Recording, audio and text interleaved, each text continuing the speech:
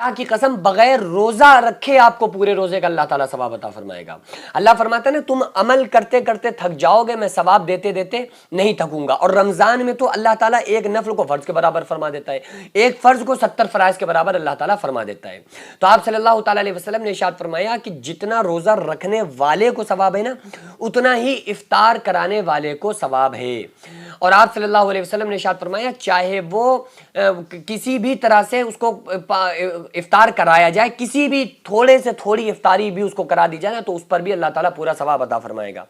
तो साहबा ने अर्ज किया कि या रसूलुल्लाह सल्लल्लाहु अलैहि वसल्लम, अगर किसी के पास खिलाने के लिए इफ्तारी ना हो तो फिर क्या करे? तो आप सल्लल्लाहु अलैहि वसल्लम ने इरशाद फरमाया, एक लस्सी का घूंट यानी दूध वगैरह का घूंट, या चाहे वो थोड़ा सा पानी ही क्यों ना हो, खजूर ही क्यों ना हो, तो वो भी अगर आप किसी रोजेदार को इफ्तार करा रहे हैं ना, सिर्फ एक खजूर के जरिए से, सिर्फ थोड़ा सा आप उसको पानी के जरिए से, लस्सी के जरिए से, तो उस पर भी अल्लाह ताला आपको पूरा सवाब अता फरमाएगा। जितना रोजा रखने वाले को सवाब मिल रहा है ना, उतना ही इफ्तार कराने वाले को अल्लाह ताला सवाब अता फरमाता है। और इससे रोजेदार के रोजे में कोई फर्क नहीं पड़ेगा, ना रोजेदार के सवाब में कोई कमी आएगी। मसलन आप ये सोचें कि भाई हमने इतनी मेहनत से रोजा रखा, पूरा दिन हम भूखे प्यासे रहे, अब कोई बंदा हमें जरा सी खजूर खिला दे, इफ्तार करा दे, तो उसको पूरा सवाब मिल गया। तो अब रोजेदार को सवाब मिलेगा या नहीं मिलेगा? तो आप सल्लल्लाहु अलैहि वसल्लम ने इरशाद फरमाया कि रोजेदार के सवाब में कोई कमी नहीं आती है। और ऐसा भी नहीं होता है कि रोजेदार का जो सवाब था उसको आधा आधा कर दिया गया, आधा इफ्तार कराने वाले को दे दिया गया, आधा रोजेदार को दे दिया गया। ऐसा सब नहीं है सिस्टम। बस जितना रोजेदार को सवाब मिलना था पूरा, वो तो मिला ही मिला, लेकिन जिसने इफ्तार कराया तो इफ्तार करने वाले को भी रोजेदार के बराबर सवाब मिलेगा। और रोजेदार के सवाब में 1% एक जर्रा भी कमी नहीं की जाएगी। यही तो अल्लाह ताला फरमाता है ना, कि मैंने आपको पहले बताया कि अल्लाह फरमाता है तुम अमल करते करते थक जाओगे, मैं सवाब देते देते नहीं थकूंगा।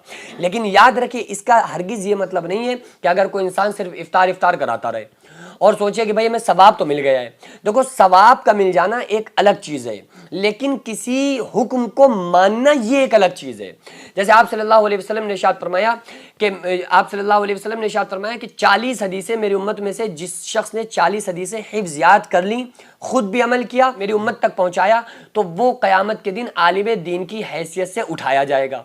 40 हदीसें याद कर ले तो वो आलिम दीन की हैसियत से तो उठाया जा रहा है, लेकिन जो एक असल आलिम दीन है उसकी तो बात ही अलग है। तो आपको, अगर किसी को आप इफ्तार करा रहे हैं तो आपको रोज़ा रखने के बराबर सवाब तो मिल रहा है, लेकिन जो अगर आपने खुद रोज़ा नहीं रखा है तो उसका गुनाह, उसका वबाल भी आपको ज़रूर मिलेगा। आप सल्लल्लाहु अलैहि वसल्लम ने इरशाद फरमाया, अगर किसी इंसान ने एक रोज़ा बगैर बीमारी या बगैर किसी मजबूरी के छोड़ दिया और फिर सारी जिंदगी रोजे रखे, तो उसका पूरा हक अदा नहीं हो सकता। रोजेदार क़यामत के दिन अर्श के साए के नीचे खाता पीता मुस्कुराता होगा और बेरोजेदार हिसाबो किताब में मुलव्विज़ होगा। अगर ऐसा हो जाता ना कि आप इफ्तार करा दो तो आपको पूरा सवाब मिल गया और अब आपको रोजा रखने की जरूरत नहीं, तो फिर ये जो रईस लोग हैं, बड़े लोग हैं, ये तो फिर बस पैसा दे दे के गुलामों से अपने बुला लेते किसी को, भाई तुम्हें हमारे यहाँ जॉब करना है, तुम्हारा काम यह है कि पूरा दिन रोजा रखना है, पैसे ये पकड़ो। तो ये हो जाता ना। इस्लाम ने सबको बराबर रखा है, एक ही सफ में खड़े हो गए महमूद व अयाज, न कोई बंदा रहा न कोई बंदा नवाज। यही तो रोजे का मतलब है ना, कि अगर कोई अमीर आदमी भी है ना तो उसको भी गरीब की भूख का एहसास हो, उसको ये एहसास हो कि हाँ, गरीबों को जब उनके पेट में खाना नहीं जाता है तो वो कैसा महसूस करते हैं, उनको कैसा लगता है। तो एक ये भी इसके पीछे पस मंजर है, ये भी एक मकसद इसके पीछे छुपा हुआ है कि जब कोई इंसान रोजा रखेगा तो उसको गरीब की भूख का एहसास होगा। और अल्लाह ताला अमीरों को इसके जरिए से ये रियलाइज करा देता है कि देखो गरीबों को भूख में कैसा लगता है।